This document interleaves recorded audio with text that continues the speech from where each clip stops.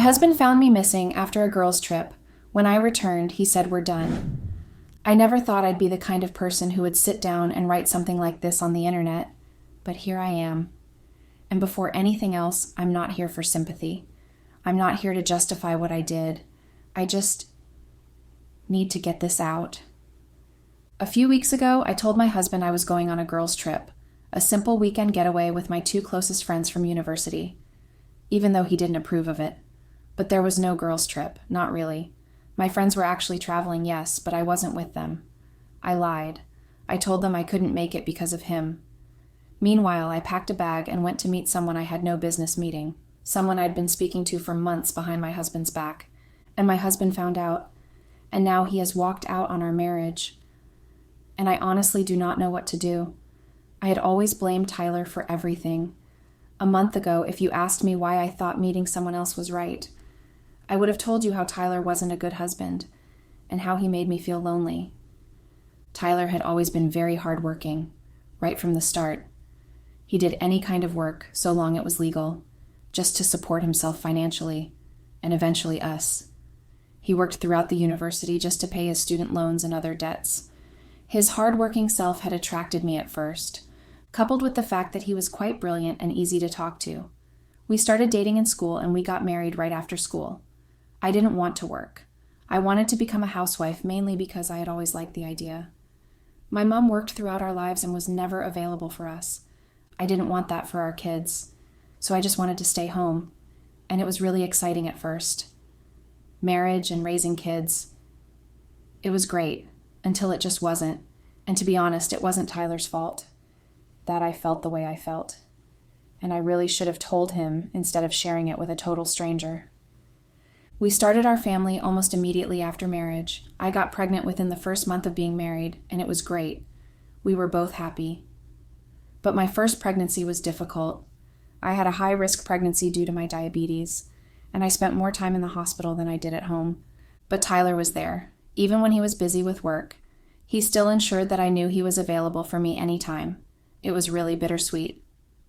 After we had our first baby, a girl, I got pregnant 3 months into nursing our first child. I didn't even think it was possible to be. I remember how shocked and scared I had been. I wanted to get rid of the baby, but Tyler had been against it. He convinced me to keep the baby. And I did. I had the same risks again. It was really hard, but eventually we got through, and we had our boy. I was shocked when I got pregnant only a year after we decided not to have any more kids. Tyler still kicked against abortion, and we went through the same journey again, only more difficult with 2 kids already on the ground. I started to blame Tyler for everything, and we had lots of arguments during those times. Even though it had always been me hating to use protection. I know you must think I'm crazy, but I really never liked using protection during sex. I preferred taking the pills right after, just so I could enjoy the sex. And sometimes, I forgot to use those pills, resulting in the situations we found ourselves in. But back then, I never thought of it as my fault. It was Tyler who couldn't keep up his withdrawal game, and so I was never to be blamed. And after giving birth to our 3rd child, I emotionally blackmailed Tyler into paying for the surgery to tie my womb. I thought it was the perfect solution to our problems, especially since Tyler was refusing to get a vasectomy done. I didn't want any more kids or the risk that came with having them. I feel so stupid now thinking back. I know how many different jobs Tyler had to take on just to pay off the debt he acquired for my surgery. I remember how I had complained each night when he came home dirty and sweaty. I wouldn't even allow him to touch me just because he missed dinner from working so hard. But Tyler, he never complained. Not once. He loved me real well, and he showed me that in every way that he could. Years and years went after that whole pregnancy thing. The kids were growing, and somehow they quickly realized that they loved staying with their grandmother, who spoiled them rotten more than their nagging mother. So they convinced their father to allow them to stay with her and enroll in the school close to her home. They only came home for holidays, and each time it would seem like they couldn't wait for the holiday to be over, just so they could get back to being with their grandmother. I felt really upset and lonely after that. Tyler was working so often to pay the bills. The kids attended a really expensive school, and even though my mother tried to chip in for their fees, Tyler refused. He wanted to pay for everything, including their feeding, so he sent money to her every week. This also meant he was never home most of the time. He did sleep at home, but he always came back so tired and hardly ever in the mood for anything else other than sleeping. A good wife should have tried to relieve her husband, perhaps get a job. The kids weren't home to take care of anyway, so I could have gotten a job so that Tyler didn't have to work so hard, or even supported her husband, but I never did that. All I did was complain about how bored I was. I complained about how I was wasting my youth away in the house. Tyler tried to please me. He really did. He paid for the expensive clothes I got obsessed with buying. He got me the jewelries I wanted. He even tried to get me out of the house by paying for me to learn a trade, but I was upset when I found out. I thought he meant that I was being lazy, and I told him how I felt about it in so many ways and for weeks. But eventually I decided to try having a hobby, and I disturbed Tyler until he paid for the classes. A week after starting, I stopped going. It turns out that I wasn't very good at being taught how to do something. I kept having issues with my instructor, and I was irritated that she kept talking to me like I was some child. So I stayed back at home again, just doing what I usually do daily, scrolling through the internet and nothing else. I barely even hung out with my friends. They were usually too busy taking care of their own family and having a job, and I felt somehow alienated in their group. So I'd rather spend my day just doing nothing than go out with them and hear them whine about their jobs. But I guess that saying about an idle mind is true, because doing nothing but sitting at home all day on my phone, it gave me some very stupid habits. I got addicted to betting. It started out at first as me trying to gain money, but I only ever lost. Not even one game. Not one. And the other had been something that I should never have done, something I know I'll regret for the rest of my life now. I opened an account. I didn't mean to. I was really just curious after I saw another lady's page, and I only really thought that I was only just doing it for fun. I watched so many videos from that lady's account, and when I opened mine, I posted a sexy picture. One of me barely dressed in my lingerie, a picture I took myself while Tyler was away at work. I just wanted to see how many followers I could get after having 3 kids, and it was exciting, watching strangers comment and love my post. They talked about how sexy I looked. Many dropped comments on things they would do to my body.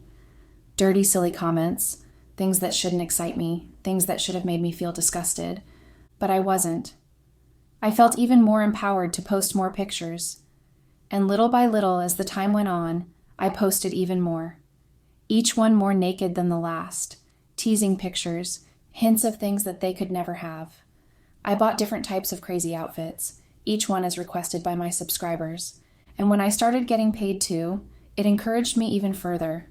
I thought I was doing the right thing, especially since I didn't have to depend on Tyler so much for money again.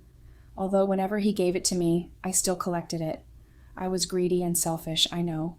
I never accepted any personal requests, though. I didn't meet up with anyone. I thought not doing that meant that I wasn't cheating. I was simply having fun doing what I was doing. But I did everything else, including a striptease live show for them. I had more than 1,000 subscribers after just 2 months of starting, and I really liked it. Stupidly. And I continued doing that until someone caught my eye, a quiet follower on my page. I monitored every one of my subscribers like an obsession. I didn't have anything else to do anyway. Their comments, their likes, their requests, everything. I monitored it all. So it was easy for me to notice this one person who never commented on my posts, which I found strange. He was always the first to like my posts, almost like he never left my page each time he sent me money too regularly, huge amount of money, but he never had a personal request, and I was really curious. So I tried to stalk him online, but I found nothing on him. He used a fake name on his profile, so I was really frustrated when I couldn't find anything on him. So I messaged him privately. I asked him if he had any special requests, but he told me that he had only one, and it was that I chatted with him. He promised to pay me any amount I charged, and I was really surprised. I mean, why would a stranger pay me just to talk to him? But I agreed. All because when I mentioned a ridiculously huge amount, he didn't have a problem agreeing to it. So I started chatting with this stranger. I didn't know his name other than the fake profile he sent. We would text all day, and sometimes even at night while Tyler was sleeping. I would sneak out of bed to the kids' room just to talk to my stranger. He did pay me regularly, as he promised, and the amount in total was more than the amount I got from posting explicit things on my page, so it was easy for me to stop posting contents. I concentrated on the stranger. The craziest thing was we didn't even start talking about sex at first, even though that was what I thought he wanted. I sent him nude pictures and videos at first, but he told me he didn't want all of that. He simply wanted conversation. And we did talk about everything and anything. He would tell me about his day and his marriage, how his wife was a workaholic and never had time for him. He told me about his grown-up kids who never visited their father. Yes, he was much older than me. He was a 60-year-old man who was bored with life, and I entertained him. I could relate with having a workaholic spouse. The only difference was his wife just enjoyed working despite having the money, while Tyler worked to provide for his family. But I didn't care at that point. I just told him things I knew the stranger wanted to hear. I told him about my kids and how lonely I had felt before I started posting the contents. And he would tell me the things I wanted to hear too. How undeserving Tyler was of me.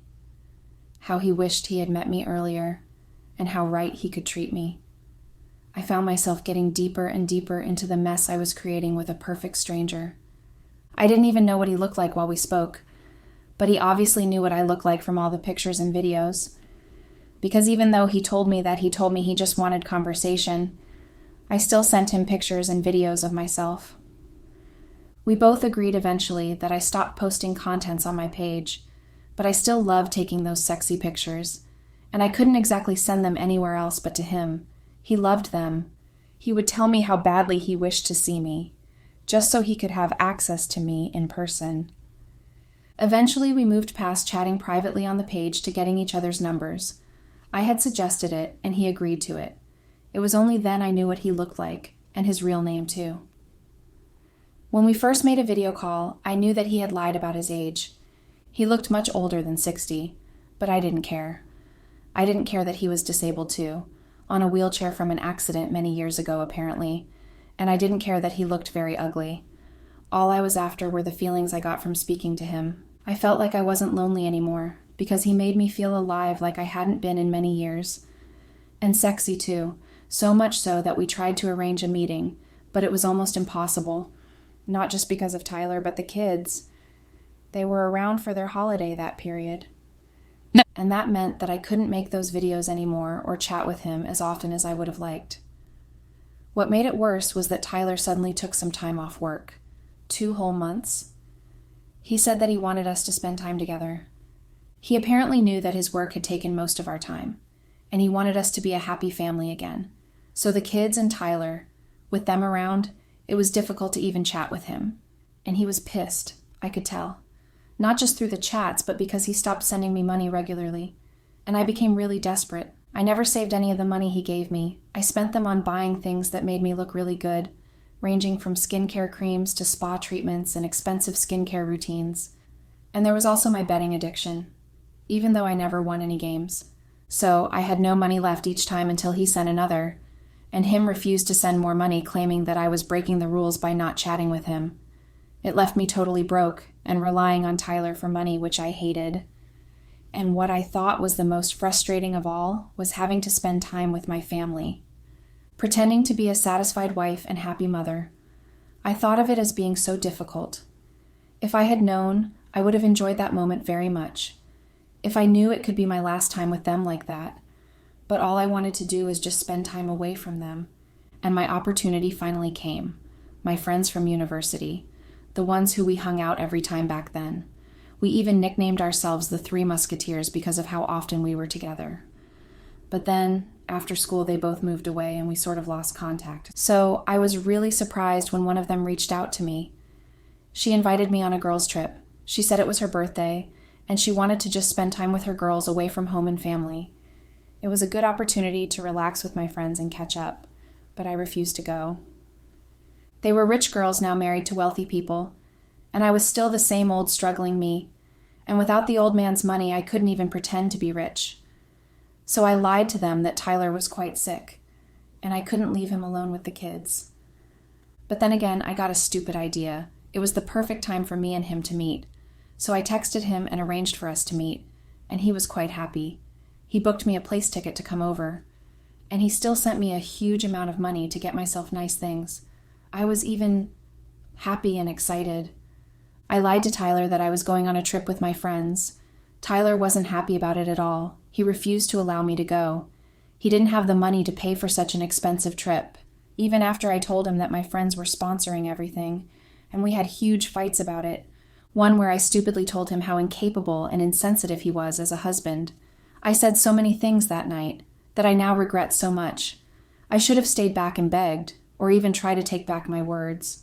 But I just packed my bags and went on the trip without his approval. I met with him at his house. His wife was away. She went on a business trip and wouldn't be back until next week, and his kids are never around. So we had all the time in the world to do what we wanted. And we did. We did everything that we had always talked about. We had lots of sex despite his inability to do much. I liked how in control of the whole situation I was, how I decided what we did next or what way he could touch me, and I loved how luxurious everything was. The way the workers in the house simply minded their business and kept being professional. It was almost like the old man did that more often than normal. They didn't even blink when I arrived.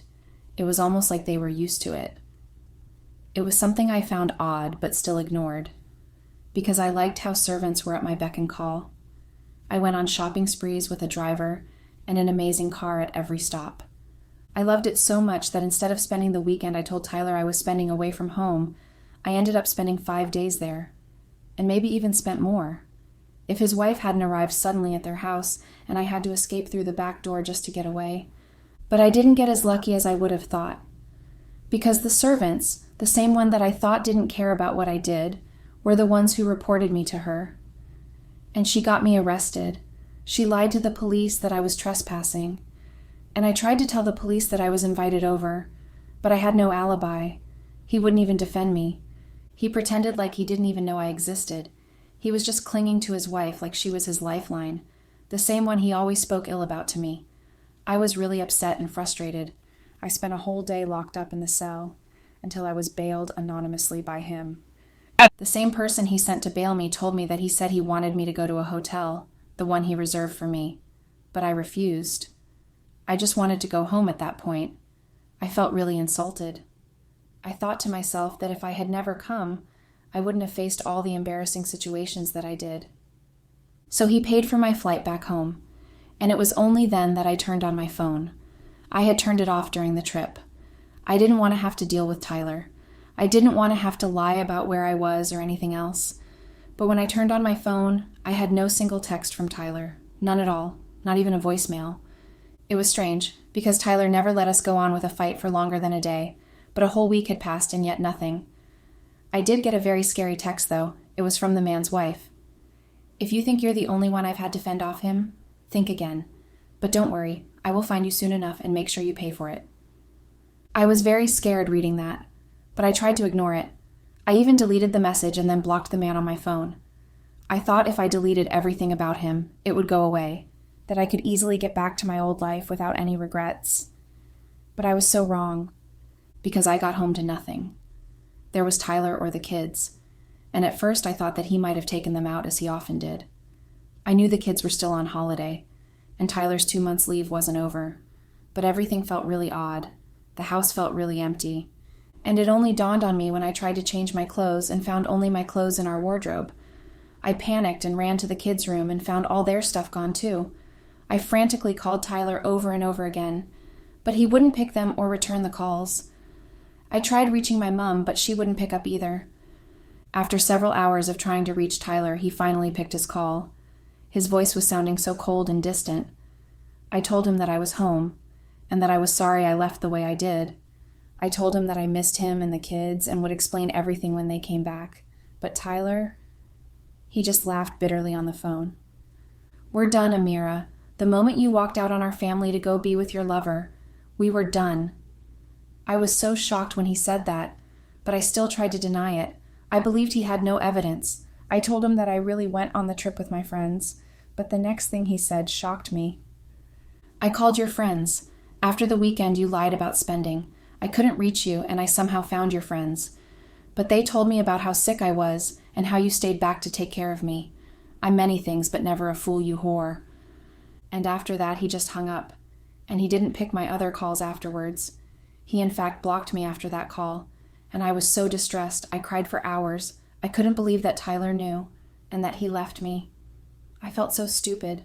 I've tried so hard since then to get back my marriage, but my efforts are all useless. My mother, who knows where they are, refuses to talk to me. None of his friends were willing to divulge the information either. Everyone just lets me suffer. And it's so agonizing, it's so painful not knowing where they are or how they're doing. I only know that they weren't in this city or around anymore. If anything, the worker in Tyler's company said was true. Then Tyler got a promotion and had requested to be transferred out. To where? The person wouldn't tell me. He said it was company information, and he didn't want to get in trouble for saying it. And it's been weeks since then. Still nothing. Nothing but this silence and these pain I've been feeling since the day I found out that Tyler had left me. I don't know what to do or how to live with myself. I feel so foolish. I wish I had never done the things I did, and I don't know how to get out of this. I really, really love Tyler, and it's been really hard living without him. I wish I could somehow get him to forgive me. Update. I don't know how to begin this, or if there's even a right way to begin something like this. I thought the worst had already happened the day I came home to an empty house. The day I realized Tyler had left me and taken the kids with him.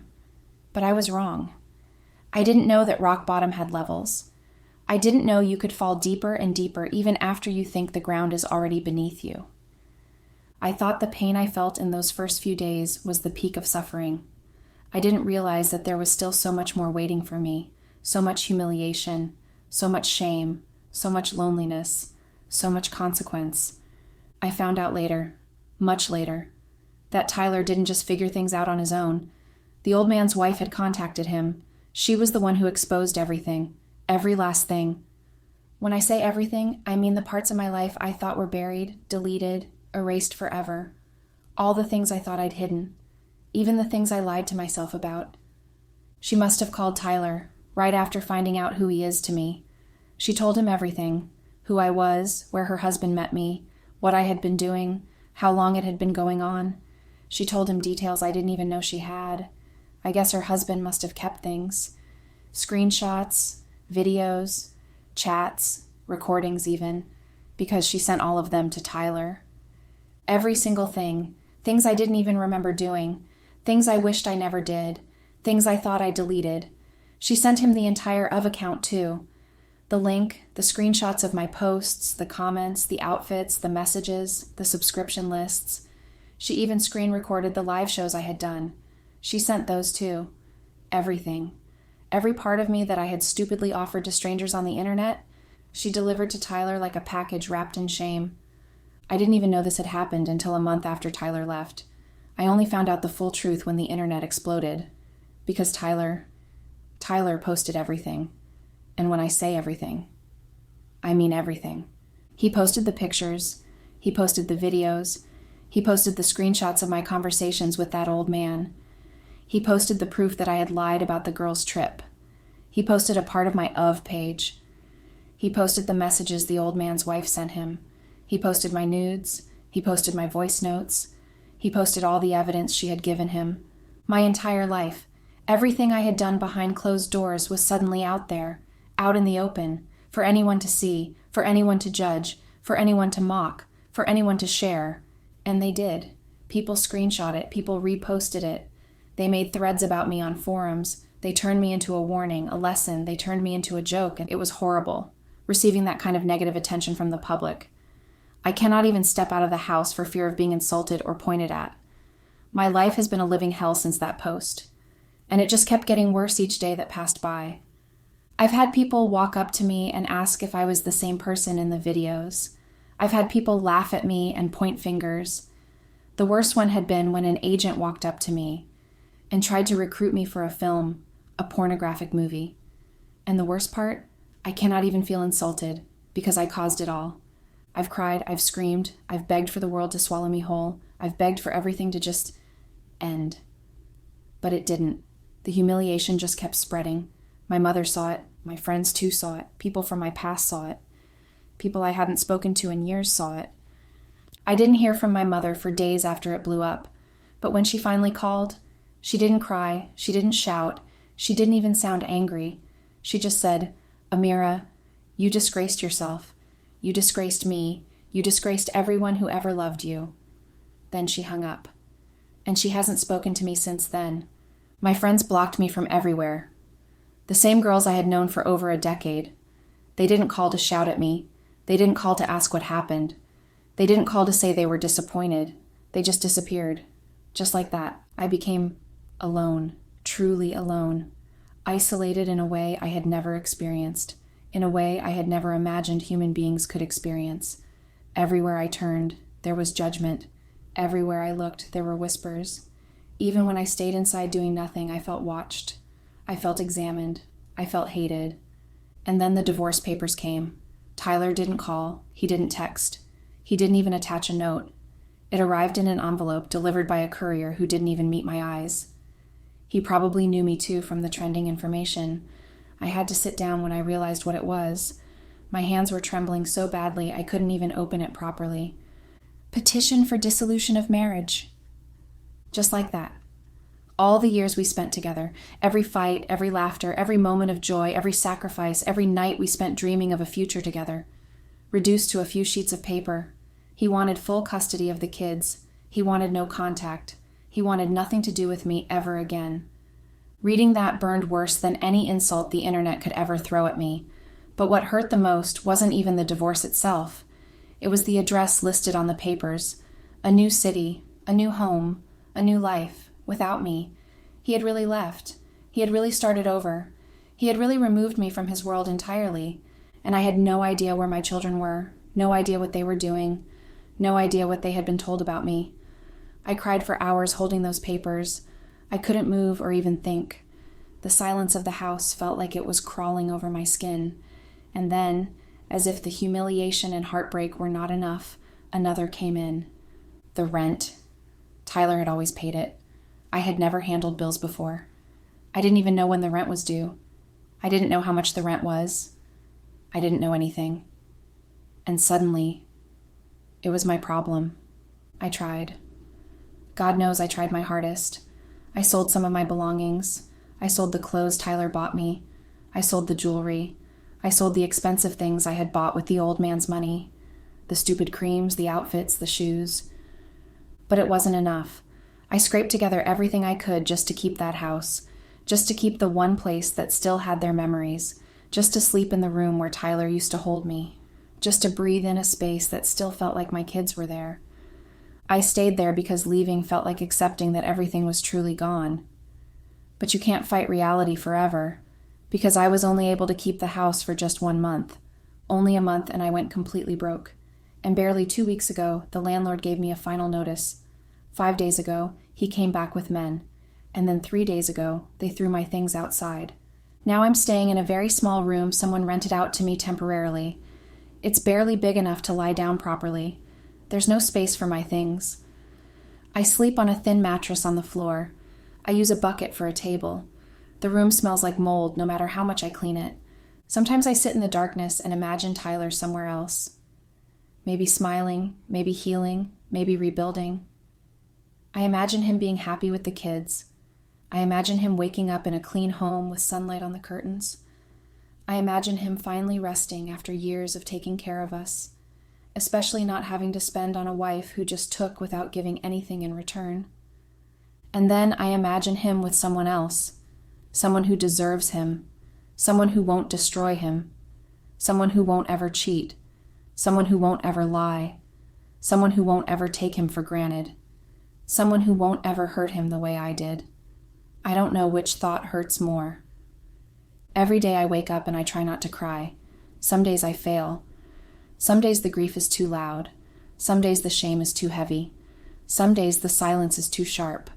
But the worst days, the days that tear me apart the most, are the days I remember that this is nobody's fault but mine. I did this. I ruined everything. I destroyed the only man who ever loved me. I destroyed the home we built. I destroyed the trust we had. I destroyed our marriage. I destroyed my children's peace. I destroyed my own future. I heard 2 days ago that the old man's wife finally divorced him. Apparently, she filed almost immediately after she sent my husband all the evidence. Pictures, videos. Screenshots of chats I didn't even remember sending. My of account link. Everything. She must have gone through every corner of his phone, every device, every backup. And when she was done ruining him, she moved on to ruining me. But I don't care about it. Nothing changes the fact that I lost more, that I'm the one left alone in the ashes of a life I can never rebuild. He lost a wife who already hated him. I lost a man who loved me more than I ever deserved. He lost grown children who barely visited. I lost my babies, all 3. He lost respect he probably never had in the first place. I lost my entire identity as a wife, a mother, a woman with a home. And I don't know how to fix any of this. I don't know how to move forward. I don't know how to forgive myself. I just know that I'm here, in this cold, lonely reality, paying for every choice I made. And I don't know if I'll ever stop paying.